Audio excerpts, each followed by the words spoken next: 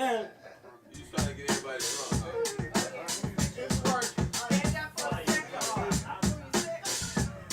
Yo, I bridge the gap for him. I bridge the gap for him. Hands up if you know you bridge the gap for him. I bridge the gap for him. I bridge the gap for him. Hands up if you know I bridge the gap for him. Welcome everybody to another episode of Everyone Has a Story, created by Bridging the Gaps, brought to you by We Got You. I have a special guest right here. He coached me when I was in college. He got an amazing story. Please introduce yourself. Yeah, hi, I'm Coach Wrase. I'm from Long Island, and I've been involved with basketball for about 46 years. Okay. What type of kid was you growing up? Well, I started in Queens. I grew up in Hollis. I was a rough kid. My father was a cop, New York City cop. Oh, was he? Yep. There was 4 boys. We lived on 204th Street in Hollis, and we had a elementary school, PS 135, right by our house, and they had basketball courts. And I went down there maybe about 7 or 8 years old, and I got hooked on it, and I've been involved with it ever since. So that's what sparked it? Yep. Wow. Yeah, and my father was a good player. Was he? Yeah, he played at Andrew Jackson High School in Queens.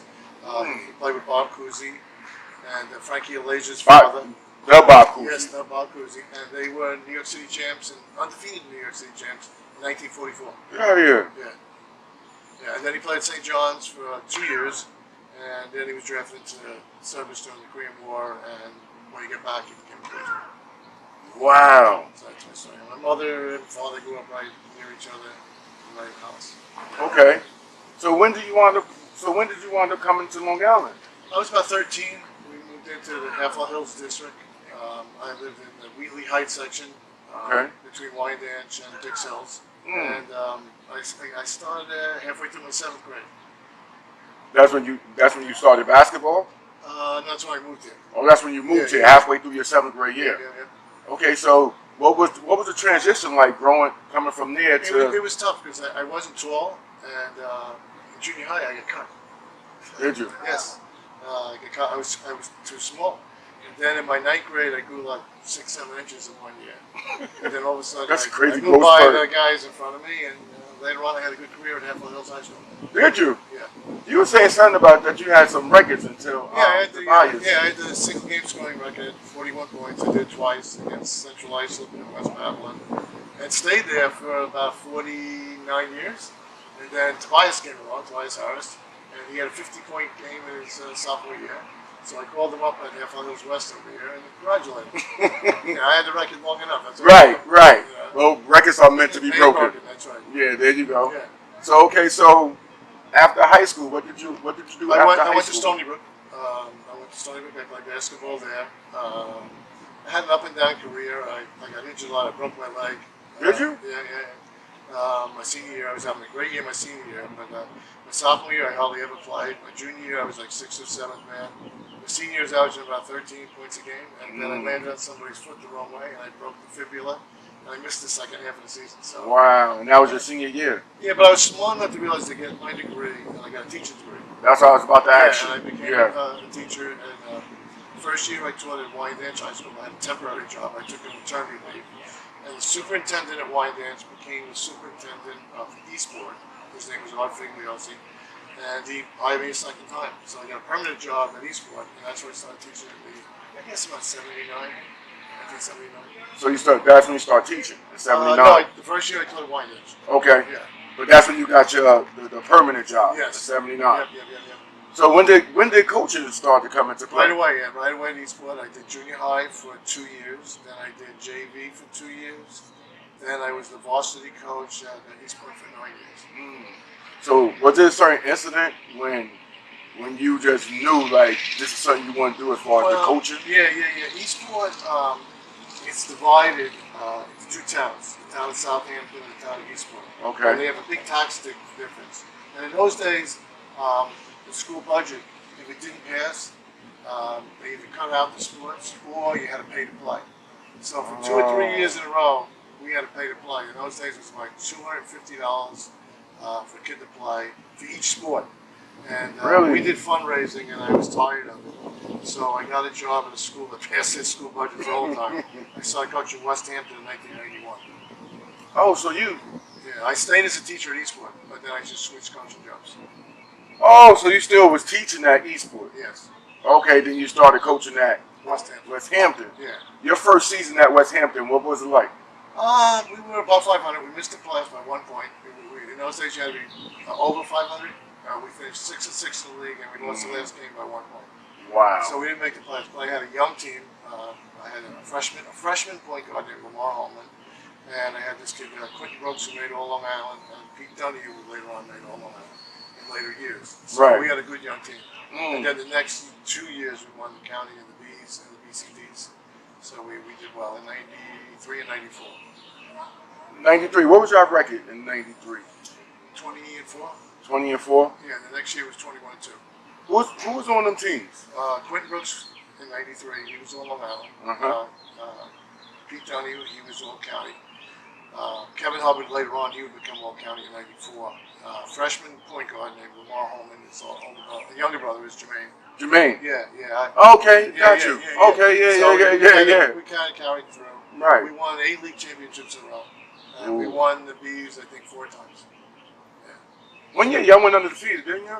In 98, we went 28-0.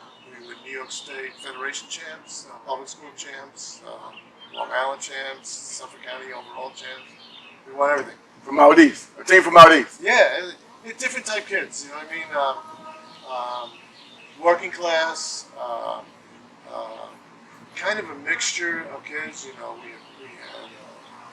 we had tough Irish kids, we had black kids, we had Hispanic kids, and we kind of blended together. And that group got along very well together. And it was I called it a great melting pot of different types of kids.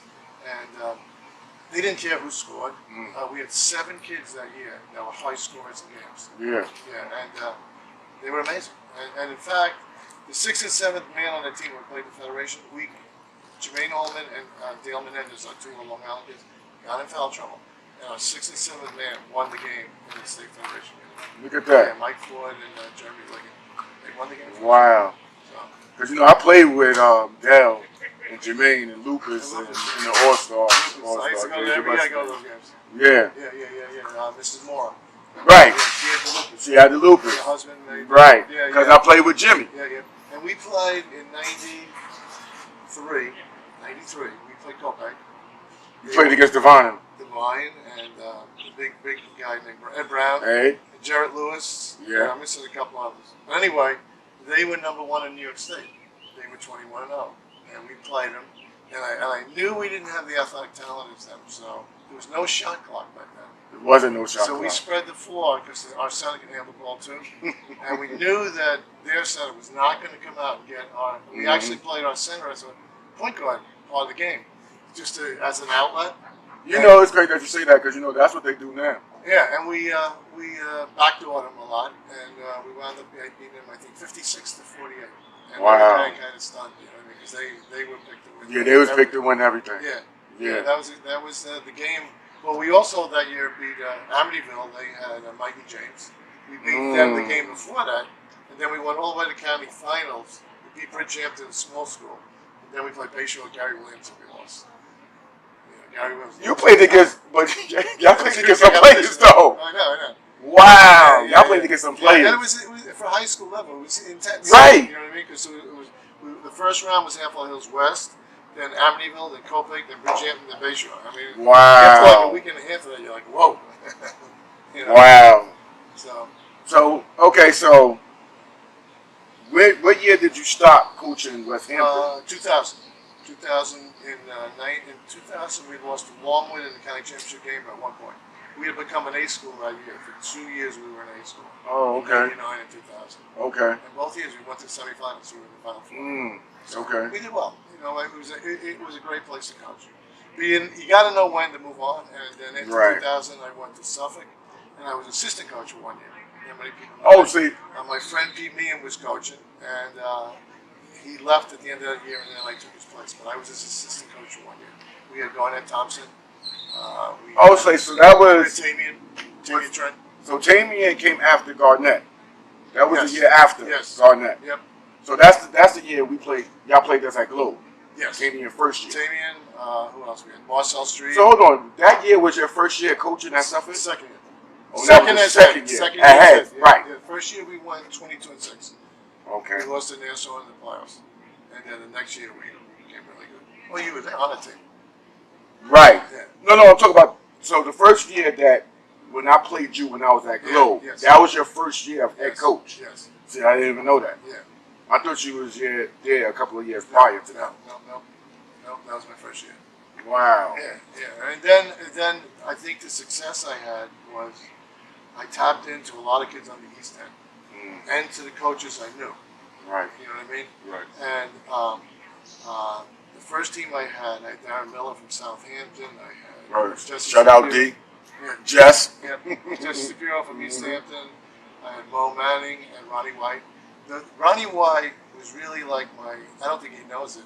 I can tell him right now. Mm-hmm. He was like my assistant coach recruiter. Yeah. He got Mo, Jesse, Darren. He had all of them to come to Suffolk. Yeah. He says, we could do something up the road if we Yeah. all go together. Well, you know, Ronnie's always been a politician. Yes, and he's now the president of the school board at Bridgehampton. Look And at he's that, the varsity, man. he's the varsity basketball coach. Yo, shout out. And Shout out, Ronnie Ronnie. White, and a very Shout out, successful real estate man on the East End. For real. He's done well.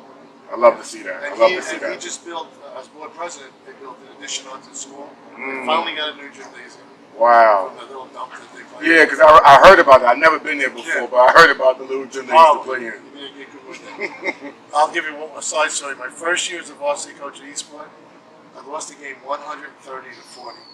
They were state champs that year. It was horrible. Oh, yeah. We were down 69-6 at halftime. I told the kids at halftime it'll get better. It got worse. So if But it was tough, though. anytime they said someone ran it up, or I ran it up later on in Yeah. West Hampton, I said, wait a minute, I lost the game by 90 points. Right. Well, yeah. What could you tell me? That's getting run up. Right. That's getting run up Yeah, on. 130-40. And they said, Right. well, how do you know that? They had the state championship plaque right in front of the Mhm. Hampton of the state championship team, and they had the scores of the games. So later on, my Eastport kids said, were you the coach when you lost by 90? Right. I said, yes. Okay, now, that Suffolk team, Yes. first national championship. Yeah. Going into that season, what was your mindset? I wanted to win the region. You know, I mean, Suffolk didn't win the region, I think, since 1968. I wanted to win the region. It's tough because you got to knock off everybody in the city. Right. You know what I mean? And that's hard. Yeah. You know what I mean? Yeah. And Nassau Community College, which Right. is a bigger school than Right. So it's tough. You got to get through that. And if you can get through that, then you worry about the rest of the country. Right. You know what I mean? Right. So, and we played 3 distinct teams. We played a team from Jersey first. They were good. They had Division I transfers. I don't know if you remember Brookville, I think it was. Brookville? Yeah, they had 2 division. One was from Maryland and one was from someplace else, Duquesne or something. And nobody thought we were going to beat them. We beat them pretty good. And then I think we played a team from Maryland. I forgot the name of that team. But we killed them. And we had like 110 points that game. And then in the last game, we played the defending champion. They were from Chicago. And that was a good game because they were as big and as quick as we were. They might have been a little bigger than we were. No, they was bigger. Yeah. They was bigger. Yeah, they had a big guy. You know, and we never had a center.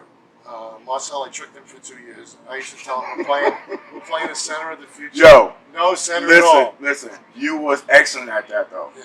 You was Well, excellent. I'm older and wiser. Right. You know? Because you used to get me like that. Like, because, you know, Defense. I used to, right. You used to tell me how good this player was, and you used to have me ready to the point where it was like, I just wanted to put him on smash only because how you was talking about him. Well, you got to stay ahead of your kids, and you got to see the big picture. You know what I mean? And I've coached long enough that that to me, the defense wins championships. Yeah. And you got to be able to take out the 2 high scorers on the other team. Yeah.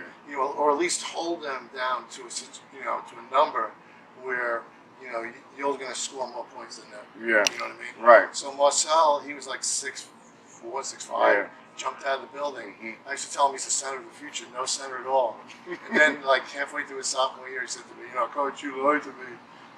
But you really didn't, because now, I let him run. I let him shoot Right. outside. We kind of, but look at the game now. Yeah, it's like that. We were ahead of our time. Yeah. The game, that's how the game Yeah, is. we were ahead of our time, and we were also positionless. Yes. We could move people Right. around depending. really our best post player was Damian Trent. Which is crazy. And he was a point guard. Right. But he was big and physical. Right. And he could post up. Mm-hmm. And then Mo, you can move him anywhere you want. Yeah. You know, just he could do anything. Mm-hmm. And Darren Miller and you guys play defense. Mm-hmm. You know, and then Marcel block shots. So the defense was there. The question was, now could we outscore that team from Chicago? Right. And we did it right. It was tough. You know, when you get that far, it's not going to be easy. No. We won by 5, but really it was 2 until Darren fell out of bounds and threw that ball. Right, and it went in. It went in. Because I think people take for granted, because people think just because you have a lot of talent. Yeah. People don't understand. It's hard because you had a bunch of alphas. That and I think as coaching has gone on, you become more than a coach. Yeah. You become because you're with them. You know, I tell people it's your second family. Yeah. You know, the kids that you coach is your second family. Yeah. In a lot of ways, you spend days when you're more with your players than you are with your own family. Right. You know what I mean? Right, So right. that's your second family. You have to become sometimes their father. You have to become some advisor. You might have to give counseling for getting through tough situations, mainly academically, trying to get them the value of education. You got to guide them along, possibly going on to another college, and what you can do with that education if you get a bachelor's degree. Right. You know, and then you got to become their protector too, because you know the reason they're in junior college is because they probably didn't do well the first 12 years of school. So guiding them along and selling them on education becomes a trick. You know what I mean? And if you're going to stay in coaching for a while at junior college level, you got to be able to at least sell them on the idea of a bachelor's degree. Right. You know what I mean? Right. Because then it opens a lot of opportunities for them in the future. Right. You know, so that was my stick with that. Like, people understand. I think, because to me, I think one of the most important thing about that team is that everybody kind of ventured off to some place, and then everybody came. So when we came back, we was an older team. Yeah. But it's a lot of egos within that. How was you able to really mash that together and really get us to the point where we was able to do what we did? It was hard, and I forgot one player, Vern Alonzo. Oh yeah, of course. That's another one that was a really, really good player. You know what I mean? And he was another one you can move anywhere. Anywhere. You know what I mean? And that was the hard sell too, because that's when the egos come into it. Right. Like Damian thought the year before he scored a lot of points, and now he had to play with guys that could score just as much as him. Right. And that was hard. Yeah. That was hard. Yeah. And then who's the defender? I mean, your scorers, you kind of try to keep them out of foul trouble. So they're not going to guard the best guys. Right. Even though Mo is a good defender, I never put him on the best guys. Yeah. You know, it was either you or Vern or Darren Miller or Aaron off the bench. Right. You know what I mean? Those were the guys that, you know, the alpha dogs on defense. You know what I mean? And then you got to mesh it together. Yeah. You know, I always thought that the best part of my coaching was, you know, trying to figure out how to fit all the parts. Right. You know, which is sometimes hard. It is. You know, and sometimes you're not right. Right. You know what I mean? You know what I mean? I don't think you got to make changes during the season. You know. Right. So, but that's part of coaching. And you're not going to make everybody happy. You're not. It's impossible. No, it really is. Yeah. It really is impossible. Yeah. But the next year was harder because we had the win streak from you guys. It was up like 18 or 19 games. Yeah. And then they lose that whole year. Because we kind of surprised them the first year. Yeah. But coming to second year, they knew. And I upped the schedule a little bit, and we got up to 55 games, 55 game win streak, which was kind of amazing. And we lost a lot. We lost to Damian, we lost you, we lost a few other guys. We lost Darren. Ben Ingway. We lost Steve Vera. We lost Ronnie. Ronnie went to Southampton College. Yeah, we lost a lot of guys. Yeah. So now, you know, it was a different team. So Aaron moved into the point guard. Mo stayed at his spot. Vern stayed at his spot. Yeah. We still had Marcel. Neil. And then we got it, even in there, Neil and Marcel switched a lot. Their positions. Yeah. And then I'm still playing a little out of center. I don't know, I'm playing the center of the future. You know what I mean? Right. So, you know, you're running the floor, you're dunking, you know, it really was like a hybrid. You know what I mean? Just on defense, he had to guard bigger guys. Yeah, right, You know exactly. what I mean? But that's what we had to do. We didn't have big guys. We never had big guys. All the way through Suffolk, I never had a kid over 6'7". We have, right? Never. You have it. Yeah, Steve Muir was the biggest player I ever had. You know what I mean? And he was Steve was like 6'6", 6'5". Yeah, 6'7". Maybe he's a stretch of Maybe. Yeah. Right. Yeah. So that, you know, it was different. You know, and then I coached Suffolk for about I never had teams like that again. We went to the finals 2 or 3 more times, and we lost those games. We lost one on a buzzer shot at one point, and would have got us into the nationals. And we had Who was that to? Who y'all lost to? Hostess. That was a new school in the Bronx. It was a brand new school. It was, because I think they just started the first year. Yep. And they got a very good coach, and he got that program going, and they're still very good. Okay, good. Yeah, right by Yankee Stadium, and they have good teams. Okay. They got big guys. We never got the big guys. Right. So what was the difference between the two national championship teams? I think the first one was more cerebral, more experience, more physical, especially on defense. The second one was high flyers. Yeah. Aaron played, like I said before, like LaMelo Ball. He flew up and down the court. Right. In fact, his freshman year, Tamian wanted to beat him up because we did the line drills in 30 seconds. And one day, Aaron did it in like 22 seconds, and then Tamian went nuts. Told him to slow down. Yeah. I heard what he said, and I said, Aaron, don't ever slow down. You're going to get everyone else in shape. Right. And he was just blowing people Yeah, he would. out of the water. Yeah, he would. He could have been a track star. He could have. And, 100-yard dash. And it seemed like he was faster with the ball. Yeah, oh man. And he led the country in assists. He broke the school record. He averaged almost 10 assists a game. And Shout out, Aaron. And I think it was more fun to play with that team, not taking anything. No, right, team, definitely. Yeah. Because I think they were way ahead of their time. They averaged like 98 points a game. But he was flying down the court, and the other kids started to get better shape, run faster, and they knew they'd get the ball. And they were scoring very easy. Yeah. Because he was looking to pass. Yeah, in fact, Mo broke Tamian's single scoring record, and he had a lot of layups, Mo, but just by getting in shape, running the floor. Right. You know what I mean? Yeah. So, but they were both fun teams. I mean, they between that and that West Ham team, I'm a very lucky man. Yeah, man. You know what I mean? So, yeah. And I did it to about 2010, I guess. We really won. We won like 75% of our games. Let me stop for a second, because a lot of people don't know this. That first year, I remember, because I used to anoint myself before the game. Yes, your mother was sick.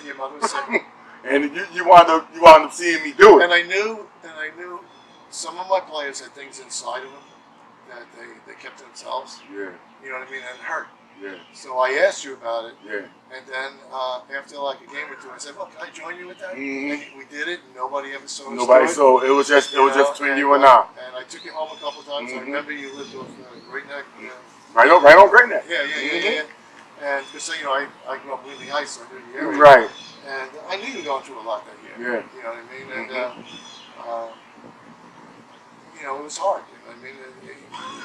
Everybody goes through something. Yeah. You're talking about we all have a story. Mm-hmm. We all have a story. Yeah. Right. And sometimes kids need help. Yeah. And that was one of the best things in Central Community College.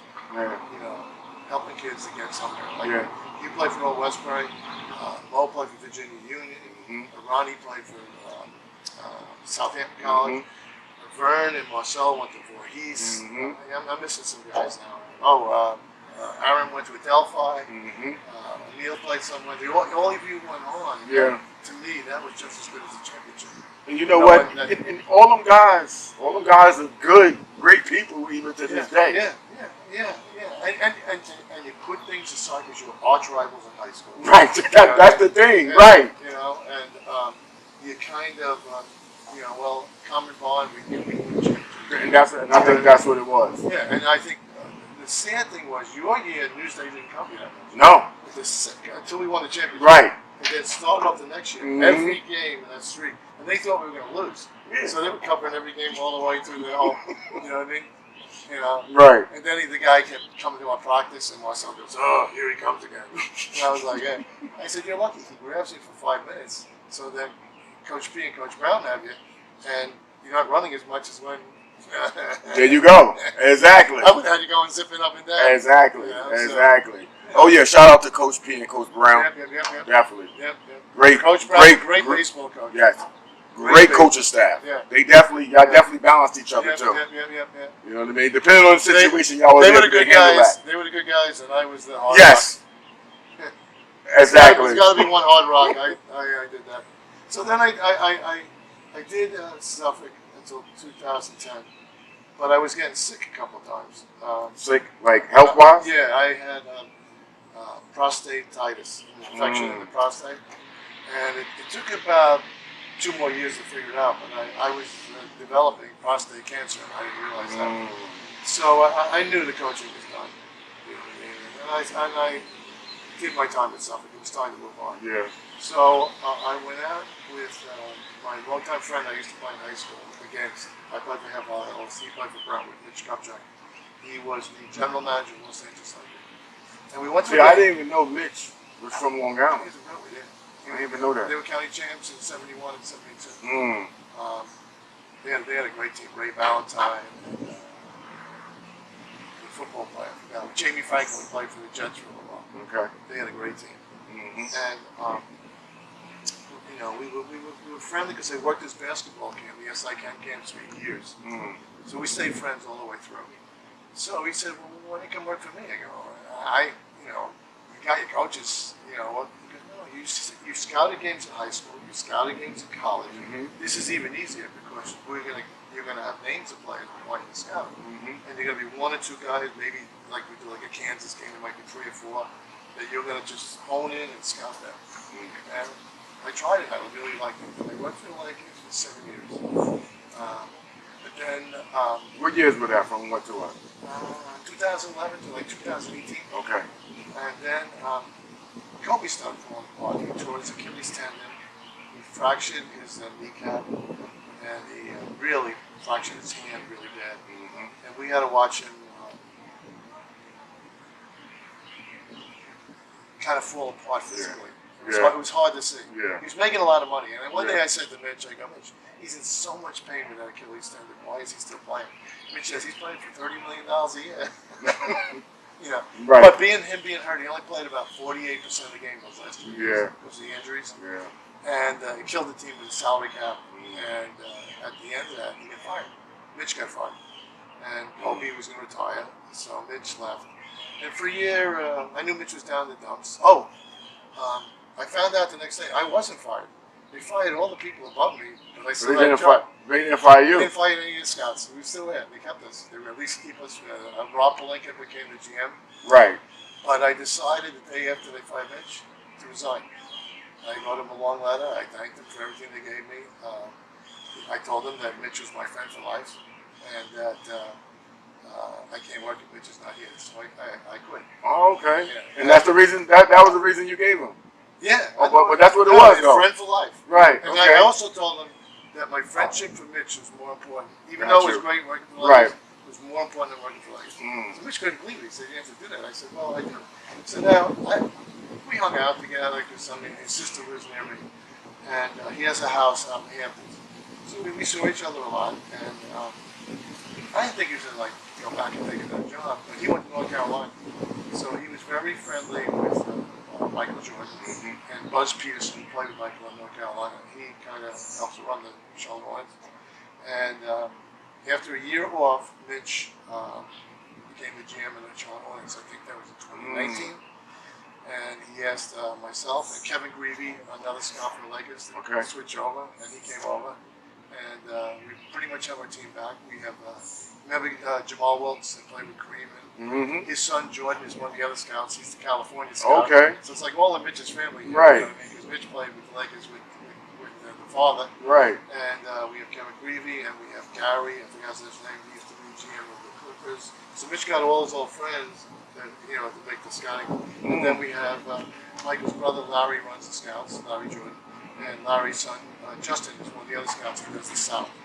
Okay. Down from Miami to North Carolina. So we have a nice, Mitch/North Carolina family. Right. So what was the major adjustment from coming to a coach to a scout? I'm going to be 70 years old. I'm not going to lie to you. Coaching is intense. I think I got at the right time. I think I was 56 or 57. And you was an intense coach. Yeah. So to keep that fire. And coaching has changed. It has. It's changed. It has. Everything's on film now. Everything's on tape. You got to watch what you say. You got to watch what you do. It's about analytics. Yeah. Well, analytics. You talk to Michael Jordan. He hates that. Yeah. Well, we have a good athletic department, but he still likes the feel of the game. Right. He likes to, Yeah. that's the way he plays. Yeah. I don't think he ever had analytics like they do. No. You know what I mean? And then I question when you're going 100 miles an hour up and down the court. Are you going to think about Luka Doncic can't shoot? He's only hitting 25% from this spot on the court, but he's hitting 50% from this. Right. I mean, that's hard to. It's hard to really right. You know what I mean? Yeah. They just give you those color charts with guys that they're really hot over here, and then you know what I mean. Only one of the few people I know to do that now is Kobe. Yeah, he was a student. Oh, he was a very bright guy. Right, Yeah, right. He spoke like 6 languages. Very, Right. very bright guy. Right. Yeah, probably right there. But I don't think Michael. I think he played on field. I think the Freak plays on field. Yeah. I think some of your better players today. I believe most of the superstars do. Yeah, because they're a coach within themselves. There you go. You know what I mean? There you go. They can figure it out. You know what I mean? The superstars in the NBA, you don't even have to run offense. You don't. You know what I mean? Right. Just give him pick and roll, let him read. Yeah. You know what I mean? And then the other guys will know where to go. Right. And he'll find it. There you go. You know what I mean? Yeah. I like the way you said that, coach within themselves. Yeah, Because they are. Yeah, they are. They Yeah. are. I mean, what are you going to tell Kobe Bryant? Michael Jordan, LeBron. You know, LeBron's become a point guard, and I don't think they've ever listed him as a point guard. No. He is the point guard. Well, he is the point guard. Yeah. He always been. Yeah, you know what I mean? So, the game has changed. You know, and then the other thing in basketball is it's positionless. And that's why that Suffolk team is way ahead of its time. Yes. He just can move guys around now. He was very interchangeable. Yeah. Yes, You know he what I mean? was. If you know that there was a weakness on defense underneath, you post that guy up. Yeah. Take advantage of it. Right. And in today's NBA, I think it's a better game with the shot clock, and the circle moved out. So And then the circle under the basket's good because the defense has to come out now. So you're saying today's game is Yeah. better? Better. Yeah. If you look at the 69 Knicks with Reed, Frazier, Boucher, Bradley, Earl Monroe, they passed the ball around the perimeter very well. Yeah. They didn't really have a big man because Willis Reed can shoot from the outside. Right. All right. And then you look at the Golden State Warriors. They played exactly the way the Knicks They played. did. And now you're seeing a lot of teams that pass the Yes, ball they much do. better than they used to. Yes, they There's do. less dribbling now. It's less dribbling. Okay. There's still slashers. When they run out at the shooter, they have usually 1 or 2 guys that slash. But even at that, they kick. You know what I mean? And it becomes. I think it's a much better game. Visually, it's a better game. Visually. You know what Gotcha. I mean? And the tempo is much faster up and down. I think there's more shots. I think there's more action. I think that's what the fans want to That's see. what they want to see. You know what I mean? And I think it's a better game. It was funny because I was watching the game the other night, and when they was talking about it being a good defensive game, they was like keeping the game within 100 points. Yeah, no, And I remember back in the days, defense was like 80-some points. there's no 3-pointers in though. Right. But the other thing is, like I was watching Brooklyn playing Milwaukee today. PJ Tucker is like 6'4". Yeah. He's a power forward. Yeah. Okay. Durant's handling the ball 7 feet outside, shooting threes. Okay. It's not only positionless. I think the game now, if you're talented, it doesn't really matter the size that you are. Yeah. If you're good enough, they'll Good find enough, the they go. plays. Right. Like PJ Tucker, he's been in the league for years. Yes. He was undrafted. Yes, He's been in the league for like 12 years. Everybody wants him. Yeah. Because he could be a 7-footer. He could. Push him out because he's so So strong. strong, right. So the game will find you. And then you have guys that are designated shooters. The guy in Miami, originally a D3 player. I forgot his name. Duncan Robinson. Duncan Robinson. He's like 6'9". Yeah. He started at Williams College and transferred to Michigan. All right. When he shoots the lights out, Right. he can't play D. He can't put the ball on the floor. But man, he does one thing so well that Jimmy Butler loves playing with him. So there's a way to get to the game Yes. now, where in the old days, a guy like Duncan Robinson would not be in the league. Right. Because they would say he can't handle, he can't defend, Right. this, that, and the other thing. Right. You know what I mean? But then you get a rim protector. And then, and then that'll solve Duncan's problem. Just close out the shooters. That's all he has to do. That's the only thing you have to do. Yeah, but then I started with Mitch in Charlotte, and my best coaching job was West Hampton. I had the most fun there. But this is the best job I ever had. The people I work with are giving, Michael, he built 2 health clinics in Charlotte, one on the north side, one on the south side. He's giving millions of dollars to Red Cross and the hurricanes. He's donated. He's just a different type of cat. You know what I mean? He's not gonna just sit on his money. He's gonna help other people. And I find him to be one of the most giving people I've ever met in my life. And I think other people would see it different. Yeah. I don't think they know that about him. He is a country boy. Okay, LeBron uses the media for his platform.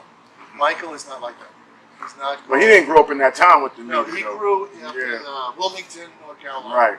And there's a lot of kids in the family, and father was a working class guy, and he taught him different type values. Right. Michael does not get involved politically. He does not get involved with, any controversy. But behind the scenes, he helps a lot of people. Yeah. A lot of people, and he doesn't take a bow. You know what I mean? Since I've been there, he must have donated about $6-7 million to different things. You know what I mean? And nobody knows. Well, the people in Charlotte know, because he built the 2 health clinics. Right. But I just gave him $1 million last week to Morehouse College, because Spike Lee started a journalist school down there at Morehouse. And when Michael found out about it, he gave me $1 million. But it filters down. The people, Mitch Kupchak, Buzz Peterson, Larry Jordan, they're just good people. And they're trying. It's a very small market, and they're trying to build something. It's tough because it is. Like LaMelo, he could play for us for 4 years, and then he could be a free agent and go somebody. If he wants to go somewhere else. Right now, next year he's going to pack him in, but will he want to stay there forever? Yeah. You know what I mean? Or does he want to go see the lights on Broadway? Right. You know what I mean? That's the question. Yeah. So it's hard. It's hard. But Michael's content. He bought a team near where he grew up, and he loves that area. Right. And he gives back to the community. Right. Right. Yeah. And then he has a lot of Roy Williams, J. Cole, the rapper. Speaking of J. Cole, you got something on there. What that say? Yeah. What that say? Dreamville. He owns the record company. He is a big basketball fan of the Charlotte Hornets. He's always at our training camp. He knows all the players. In fact, these shirts, the Grandkids, the Hornets, he donated 10,000 of these to a game, and I was at the game and I got it. I got to talk to him for a while. He went to St. John's University, and he was a walk-on for 1 year at St. John's University. Our connection was my father played there, so that's how we got to talk about St. John's basketball. And as you can see, I could talk, so it was easy. There you go. So, and here I am. We're trying to. We've got to go in the beginning of this year.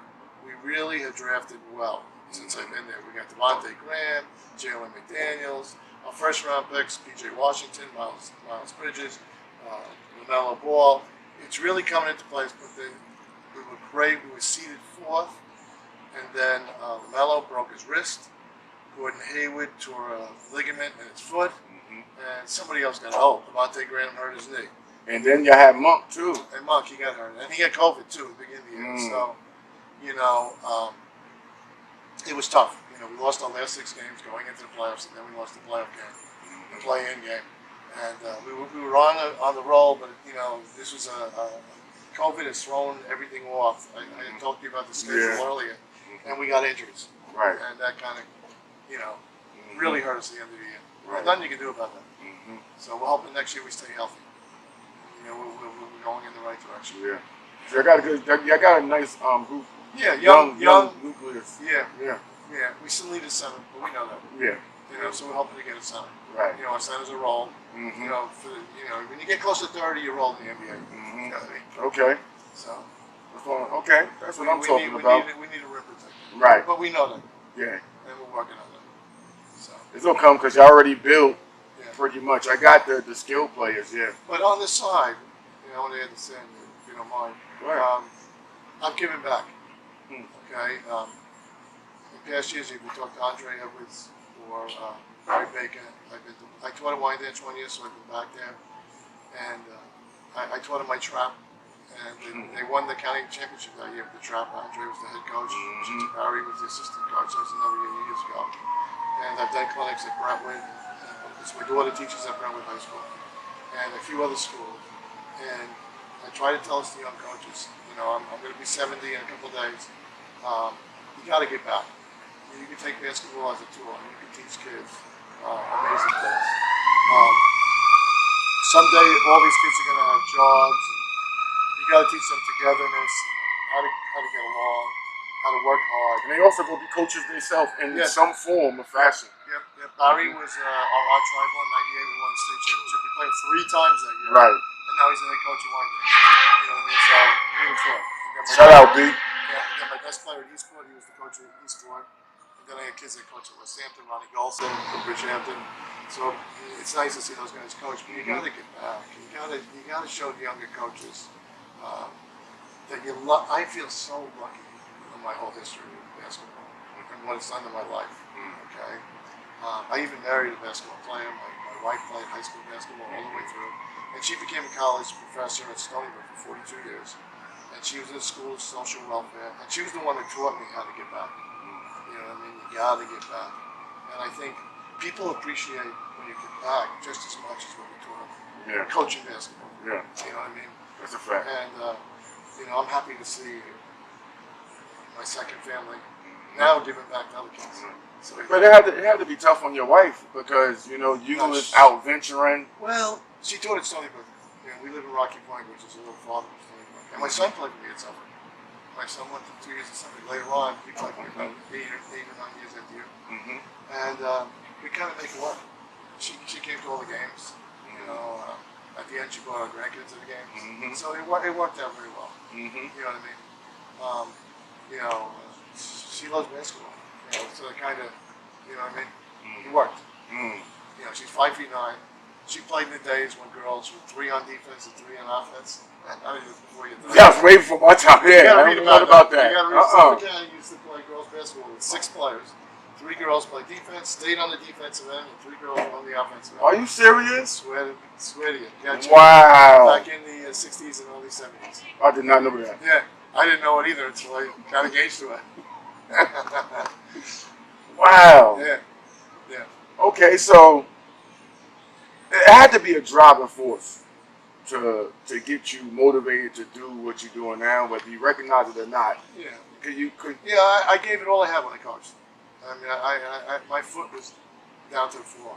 I mean, I pushed. You know what I mean? Cause I ain't gonna lie, there's times I thought you was about to have an ulcer or something. No, I never had an ulcer. I'm talking about prostate your, like cancer, your intensity. No. I just, I knew how to finish.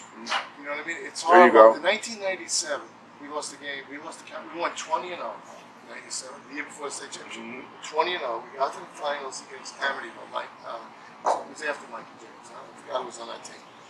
But anyway, we won in the whole game. But they had all sophomores, and I had a freshman, Bronson Martin. He was a freshman on the team. All right? And Jermaine was Jermaine was a junior. Bronson was a freshman. We had no seniors on the team. We won 20-0. Get down, we were beating them the whole game. At the end of the game, last one's game, that rim got smaller. Even Bronson, we couldn't hit foul shots. We couldn't. Bronson was shooting. Yeah, and we were up by 2 with 28 seconds to go. We had no timeouts left. They threw it away twice, and I mean, we won it for 2 layups. The second one was like with 1 second to go, and we lost 48-46. And that was a great lesson. From that point on, you know, I knew that when you get to a championship game, you got to finish. You have to finish. There's no do-overs. You know what I mean? And the best thing about that was watching the kids jump on each other. Right. You know what I mean? Yeah. You know, and that game, I always reminded teams that could happen. It's the worst feeling in the world. I saw those kids fall down on the ground. I saw them crying. Yeah. I saw them in the locker room. They wouldn't say a word. Yeah. Bus ride was the quiet. It was like going to a funeral. They were going back to West Hampton. Right. But after that, I said, when I got the championship game, man, there's no do-overs. You got to try and win. So that, I think, was the driving force in the intensity. And you did a great job with that, though. Yeah. You being modest? There is luck involved. Well, with skill comes luck. Think about the Aaron Miller shot. There is luck involved. Right. He's falling out of bounds. But listen, I call that favor. Yeah. I call it favor. You know what? If you work hard, there's 4 things I think that are non-negotiable. I used to put them up on the board. The state of mind was always number 1. Are you coming to play? There you go. Are you coming for the love of the game? That was always number 1. Then the second thing that was non-negotiable was hustle. Where are you going to hustle? You know, without the coach saying, come on. Right. Just, are you going to hustle? Right. And then I call it the 50-50 balls. In soccer or lacrosse, it's getting a loose ball, but in basketball, it's getting a rebound on a loose ball. Right. You got to rebound. You can't be afraid to go get the ball. Right. Okay? And then the last one, which is sometimes the most important, is defense. If you play defense, okay, and you play crappy on the offensive end, okay, you have a good chance to win the game. Still have it, right. Because you're holding them below what they normally get. Right. And so if you do those 4 things, at least 3 of them, okay, you're going to be in the game. If you do all 4, I think you're unbeatable.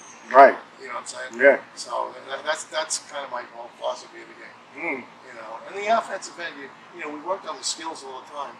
That comes from you guys. Right. I don't think I overcoached you with plays. No. I kind of let you do your thing. Now you did. You know, but the defensive end, that was Yeah. my stick. Yeah. You know what I mean? Yeah. And if we did that and combined the two, then it was a good philosophy. Yeah. Because I only remember we only had a couple of plays, and that was just to get us in motion. They only run a couple plays in the NBA. Right. I've been in my 11th year in the NBA. Yeah. They don't run a lot of stuff anymore. If you have an alpha dog, he creates the plays. Yes. You know, you Yes. saw that with Luka yesterday. He had 46 points and 14 assists. Right. I mean, that's unheard of. Right. You know, same thing with LeBron in his prime, with Kobe in his prime, with Michael in his prime. Mm-hmm. You know, they make their own offense. You know, so and we had Mo and Damian, they could make their own offense. Yes, they could. You know, the Monroe game, Damian hit those 3-pointers. Man, that game was wild. That was one of the best games. I think we beat them in overtime. Yeah, we had. And we was down. We beat them the next year in overtime too. Look. You know? They were good. They were good. Yeah, no, they was. They definitely was. Okay, man, listen. And that's what I love about this. Like, I be trying to tell people, Coach, I have the best seat in the house because I get to hear stories and learn from it. And I'm able to relate it to other people. And we all made mistakes, and we learn from our own mistakes. I made mistakes. You know, I'm not gonna lie to you. And we're not going to stop making mistakes. No, yeah. And then that's how I pretty much raised my son. It's really not, it's more about what you do after you make the mistake. When I got diagnosed with cancer, I was blown away. So for my age, I'm in pretty good shape. There you are. And it blew me out, you know. So now I had to deal with it. And I sat alone thinking about it, I talked to my wife, she was great. And I've had cancer twice now in the last 8 years. It's how you deal with it and how you're going to live your life. And I kind of make believe I don't have it. And each day I get up, I walk 2.5 miles every day, thinking that, I'm going to beat this, you know. But you never know what's going to happen. But I go about working full time with the Hornets. I have my grandkids, and I think it's a good outlook in life. And I get up every day. I thank the man upstairs, and I'm gonna have a good time every day. I'm glad. I love the way you just said that. Like, you just wake up and you believe that you don't believe it, because they say if you tell yourself a lie 100 times, you start believing the lie. Yeah. And I'm not saying it's a lie, but it's more about inspiration that you give yourself. We're all going to get something. Right. It's how you deal with it and how you look at it. Right. Right. You know what I mean? And I still have to go to Sloan Kettering. It's not fun to go in there. No.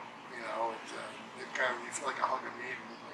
And in ways you're embarrassed by it. But I go in there every 6 months and hope they give you good news. Right. But you say your grandkids, they the one that keep you now. That's, yeah. And now they like later today, I'm going to the lacrosse game. My grandson plays for Shoreham, and they're playing Miller Place. It's Okay. a big rivalry, and I'm going to be at the game. How old are your grandkids? 13, 10, 6, 5, 2, and 6 months. Oh, I okay. get 6 of them. Well, congrats. Yeah, my daughter got 3, and my daughter, she teaches at Brentwood, and my son lives in Vermont, and he's a social worker. Okay. And the funny thing is, I was a social studies and special ed teacher, and my daughter and me fought most of our lives, and she became a social studies teacher. And then my son and my wife fought a lot, and my wife was a social worker at Stony Brook as a professor. Look at that. And he became a social worker. Look at that. So you can say they don't like it, but at least they're listening. They listening. They definitely are paying attention. They're paying attention. Yeah. All right, before we get out of here, what would you say to a young coach that's that really want to really start not just being a coach with the X's and O's, but want to relate to their players? What would you say to that coach?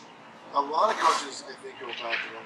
I think, this is my philosophy. Yeah. You should start with junior high, maybe do a year at junior high, a year at JV, then do varsity. Because if you just go right to varsity, you don't know what's going on. And really, that's your lifeline for a long career. Because if you get junior high and JV going, you're only going to have players. But if it's terrible down below, it's going to catch up to you and you're going to lose them right away and you're going to hate it. Next thing is you got to put your heart and soul in. You've got to give time. You can't be looking at a watch. You know what I mean? You can't. Some days maybe 5 hours. Some days, like my East End kids, we had a gas shortage back then. Sometimes I had to drive those kids home. know what I mean? Sometimes you gotta give them $10 for gas. Sometimes you gotta, Ronnie White, when he played for me, his father got real sick. Sometimes you have to put an arm around him. You gotta read him, and it's more than just coaching basketball. And if you're totally invested in their lives, those kids are gonna know that you're more than a coach. That you're a person that cares. And then they're gonna run through the wall for you. You know what I mean? You build a trust. You build a love for your kids. That's why I call it my second family. You know what I mean? Bronson built that site for the West Hampton thing on Facebook. He calls it a second family. You know, coaching now is much tougher. Most families, if it's two parents, they're both working. If it's a single parent, her or him, they're probably working a job and a half. You know what I mean? So you gotta, know when to help those kids. If you don't, it's gonna fall apart. You know what I mean? It's tough. It's tough. And then through COVID now, that has been really tough. Yeah. You know what I mean? Because different families have different philosophies on how to deal with COVID. Right. Some people want no masks, some people didn't believe in the vaccine. I mean, I think teams were canceling games this year because some guys didn't get shots, some guys did. The guys who got shots compared to the ones that didn't get shots. So it was tough. And it went as far as the NBA, too. We canceled games this year. Right. Some guys didn't take shots. If they would go to a club at night and get it. And then you cancel for a week. The Washington Wizards, they missed 10 games at the beginning. Yeah, they did. Because of COVID. So it's tough. You got to be more than a coach in this day and age. I think it's a lot. You got to put your time in. You got to love those kids. You got to love what you're doing, and you got to come up with a philosophy that the kids want to buy into. Right. I think the tempo in basketball is very important. If you're playing slow down, kids are not going to want to play anymore. I don't care what anyone says. Yeah. And pressure defense. I think pressure defense is where it's at. It is. Go get them. Go get them. Get the tempo. Yeah. Get it going. Yeah. I'm with that too. Though. Take a paycheck. I don't know if that was a good idea. You know what I mean? Right. Like that, right? Right. That's why you see a lot of airballs. Right. That is true. That's how I would say it. You're I right. don't know if that was a good idea. Right. Man, listen. But I'm proud of you, Russ. I'm proud of what you've become. Man, I'm proud of you, Coach Wrase, man. Nah, for real, because I think even me going back then, sometimes you take for granted. You take for granted certain type of things because you just don't know. Well, I think when you're a kid, when you're 17, 18, you're not going to see why people are doing things. Right. But as you get older, you look back, Yeah. you can see why they did it. Right. And when you're a young coach, a lot of them want to be the kids' friends. You gotta teach them, the way to go in life. You know what I mean? The friend comes with the friend leader. 20 years later. Yes. I used to yell at Bronson all the time. Bronson was the greatest shooter I ever coached. When I first got him, defense was like a four-letter word to him. Right. You know what I mean? And by the end, he was a really good defensive player. Right. But at the beginning, Yeah. I'm a shooter, man. Yeah. It goes back to love. Even with my wife, I tell people I had to learn I needed to love her first before the one. And that made us, have the marriage that we have today. Now she's your best friend. Now she's my best friend. I got the same thing. A lot of people could relate to that, but I pray I do find that because it's a beautiful thing. And it would go into the other aspects of your life. So, man, listen, I just want to say it's been a privilege, Coach. For me also. I'm Russ. This is Coach Wrase. Coach Rich Wrase. Retired coach, now scout. Now scout. You best believe he gonna be doing and more. I know J. Cole. And he knows J. Cole. Thank y'all for joining us for another episode of Everyone Has a Story. Bridging the gaps. We got you. Everybody be blessed. We will see y'all later. Next time. That was quick, right? We do all right? Yes, this is great. I bridge the gap for him. I bridge the gap for him. Hands up if you know you bridge the gap for him. I bridge the gap for him. I bridge the gap for him. Hands up if you know I bridge the gap for him.